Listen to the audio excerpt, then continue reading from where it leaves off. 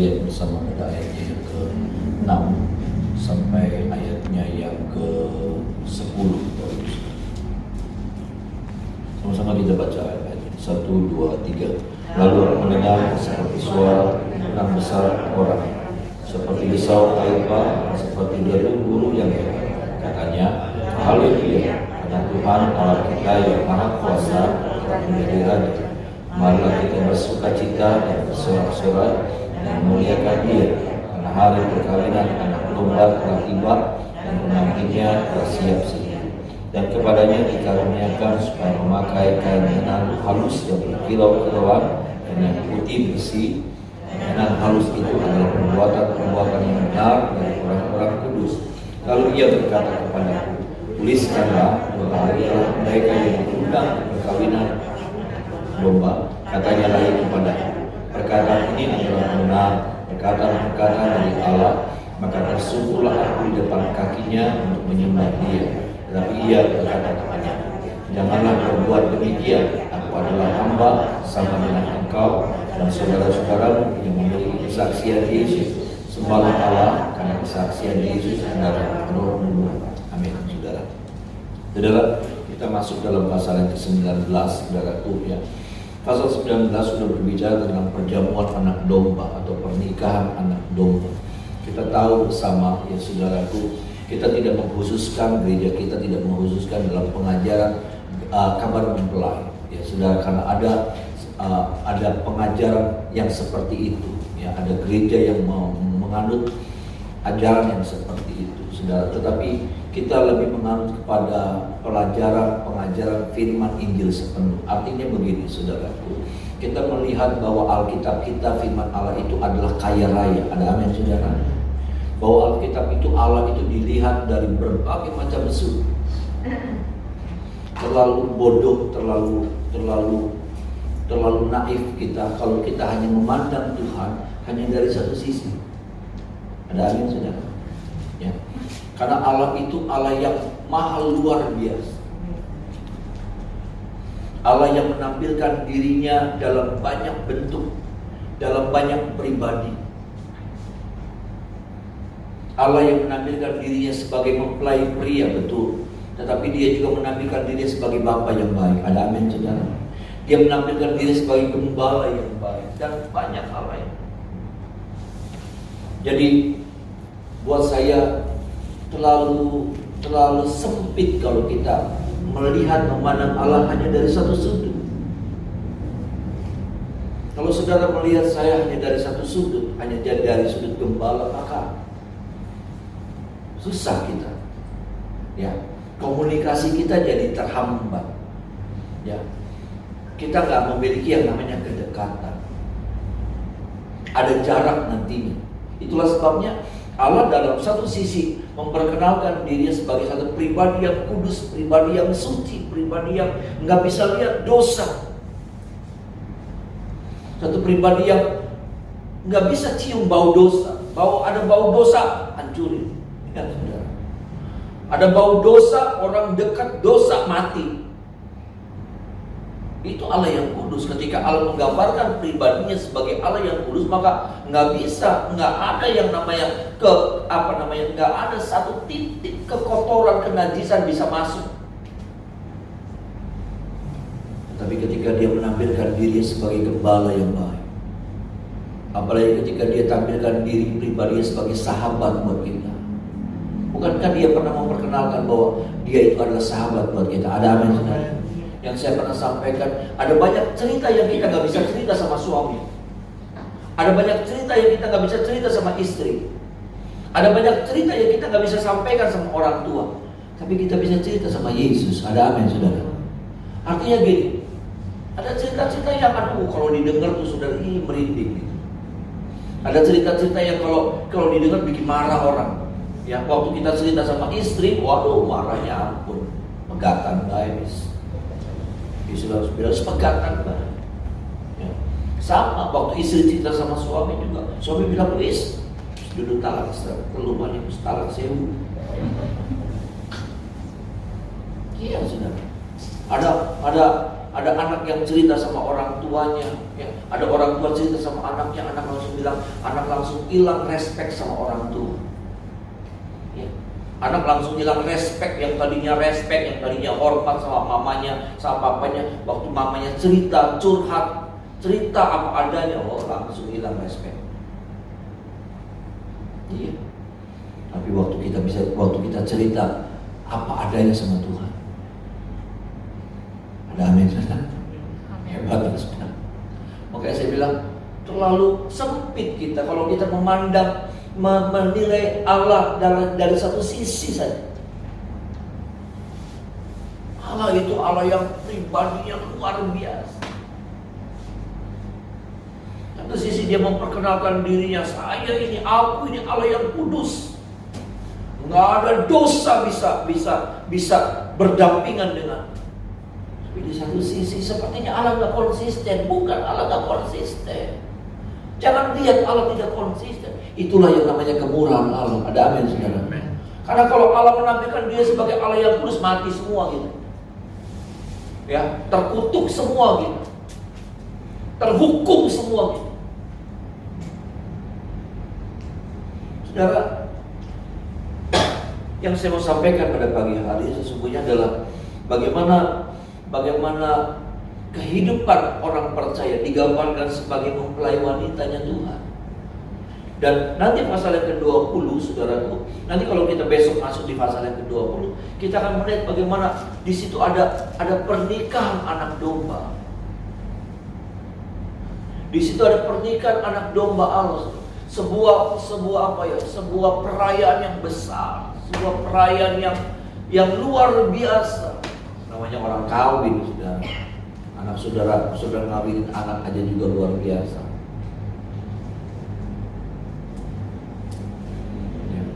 Ini pernikahan antara kita sebagai gereja Tuhan, mempelai wanitanya Tuhan. Menikah dengan mempelai surga itu hanya gambaran, saudara, ya, gambaran itu. Pertemuan itu, saudara, penyatuan itu digambarkannya seperti sebuah pernikahan.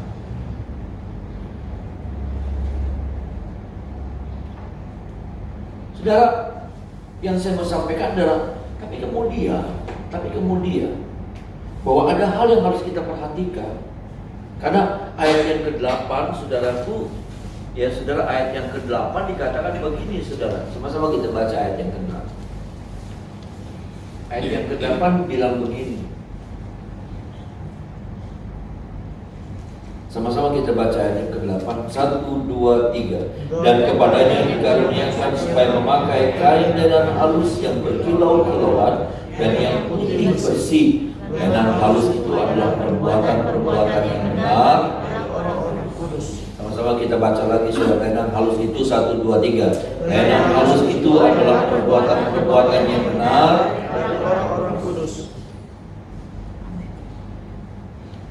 Orang kudus itu bukan cuma tentang ibadah, bukan cuma bergereja.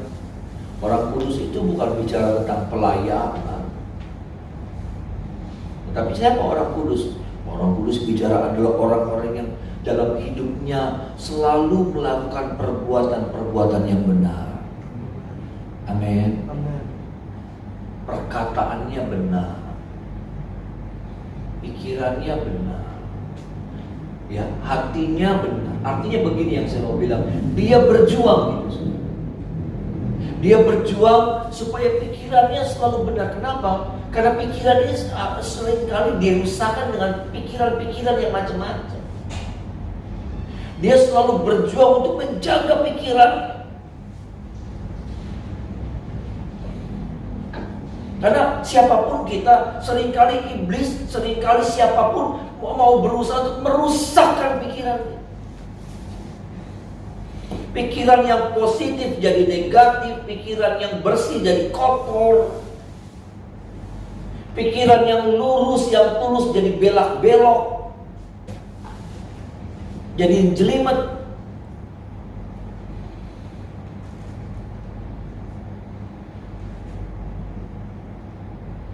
Ini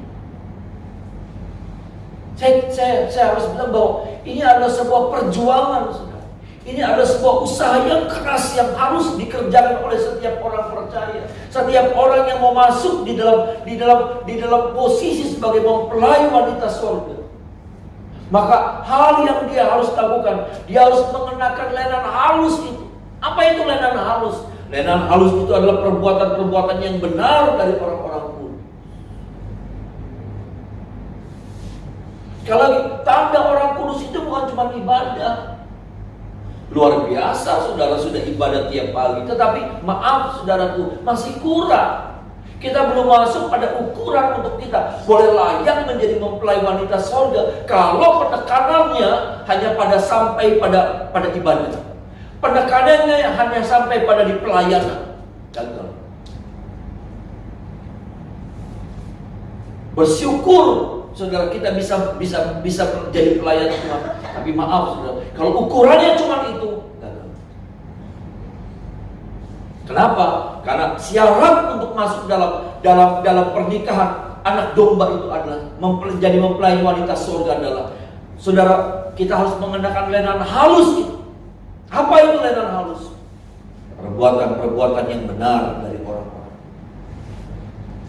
Saya katakan tadi, dimulai dari pikiran, perasaan kita, perkataan kita, sampai pada perbuatan.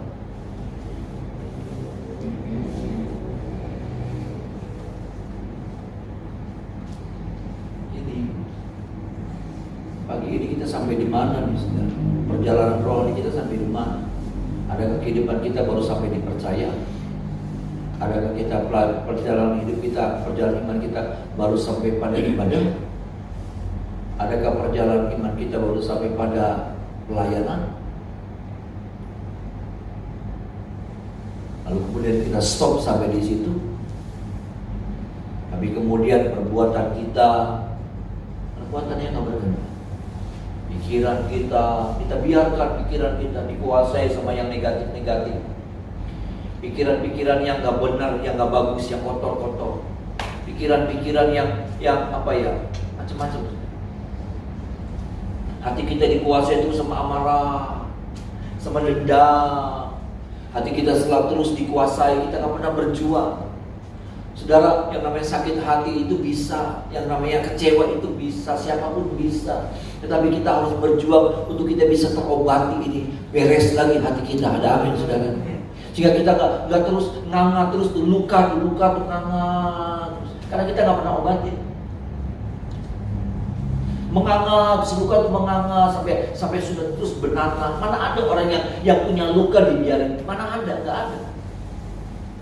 Mana ada saudara? Lalu kemudian dia pamer-pamerin ku nanahan. Bonyok. Nggak ada. Tapi berapa banyak kali kita luka hati, lalu kita pamerin sama orang-orang. Berapa banyak kita luka hati, saudara, tapi kita nggak pernah beresin luka hati kita. Sampai terus masuk. Sampai akhirnya rugi sendiri, kita diamputasi akhirnya. Busuk. Enggak, saudara, ini setiap kita ngalamin keadaan seperti itu. Tapi bagaimana kemudian kita mengambil tindakan yang seperti apa? Nah, itu yang penting. Bukan tentang siapa yang menyakiti, berapa kali orang itu menyakiti. Ceritanya seperti apa, bukan itu, tapi bagaimana kemudian adakah kita sedang berjuang untuk mengatasi luka hati kita, luka batin kita, atau kita sedang membiarkan luka itu.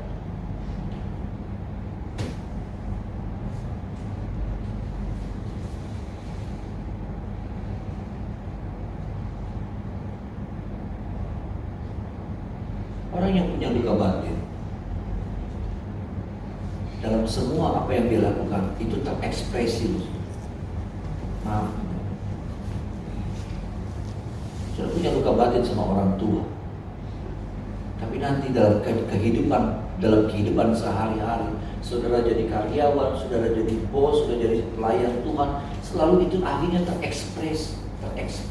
Luka batin sudah terekspres. Dia tidak tinggal di titik itu terus. Dia luka di situ dan dia cuma urusannya cuma sama keluarga, sama orang tua. Tapi dia akan terekspresi.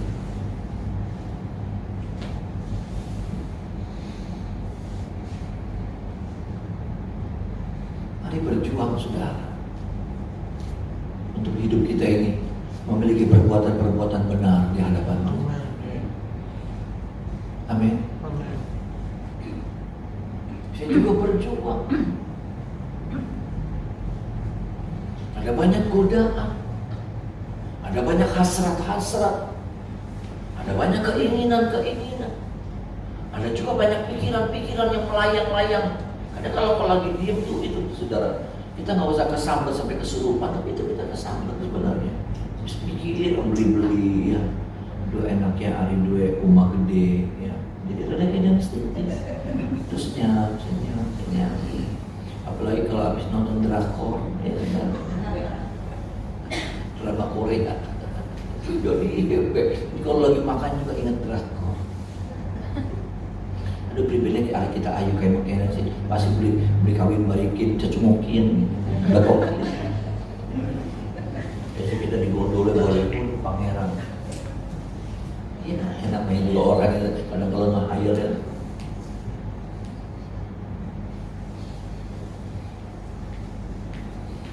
Tolong kita ya saudara, karena ternyata nggak gampang. Saya tidak mempersulit perjalanan rohani saudara, perjalanan iman saudara untuk masuk surga gitu. Kalau ada jalan pintas yang Tuhan tawarkan, maka saya juga tampilkan itu, saya juga beritakan itu buat saudara. Tapi ternyata ini loh saudara, lainan halus itu adalah perbuatan-perbuatan yang benar. Dan setiap mempelai wanita yang mau akan dinikahkan dengan mempelai surga, wajib harus, syaratnya itu apa? Memakai lainan halus itu.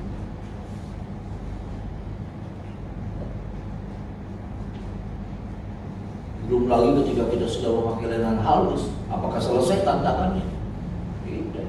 Kalau saudara baca, tidak ada waktunya, saudaraku, di dalam Markus pasal yang ke-14, saudaraku, Markus 14 ayat yang ke-20, di sana ketika peristiwa penangkapan Yesus, ada seorang muda yang memakai lainan halus katanya.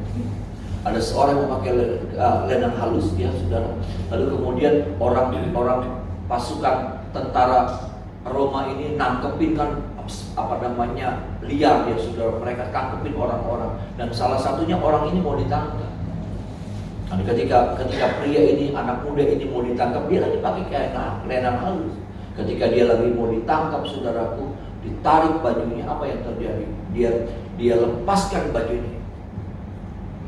Dan Alkitab bilang begini, dia lari dengan telanjang.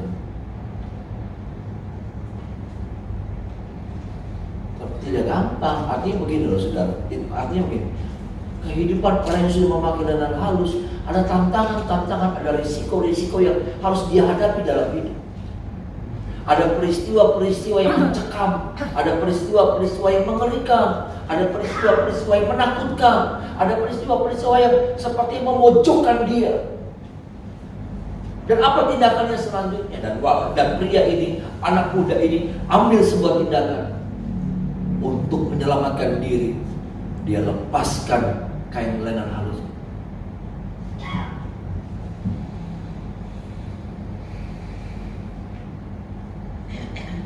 Adakah ketika tantangan, himpitan, kita dalam keadaan yang terpojok, kita dalam keadaan yang situasinya terjepit, kita harus memilih sebuah keputusan. Adakah keputusan kita pada akhirnya kita melepaskan lainan halus itu demi menyelamatkan diri kita, demi menyelamatkan ekonomi mungkin, demi menyelamatkan karir mungkin,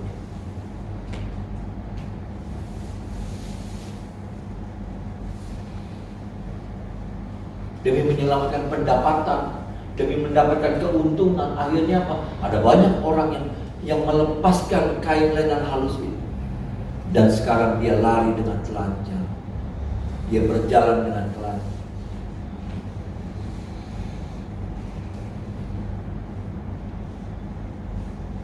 Jadi dia bilang perjalanan hidup kekristenan kita ini mudah, tapi satu hal yang saya percaya, ada Tuhan yang menjadi penolong buat saya dan saudara.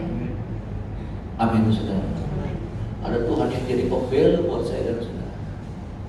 Ada dia yang ketika kita mulai berseru, Tuhan gak kuat Tuhan, Tuhan kuatkan saya. Karena kalau doa yang harus kita panjatkan begini, Tuhan kuatkan saya. Kalaupun Tuhan belum mau tolong saya, tapi Tuhan kuatkan saya. Amin.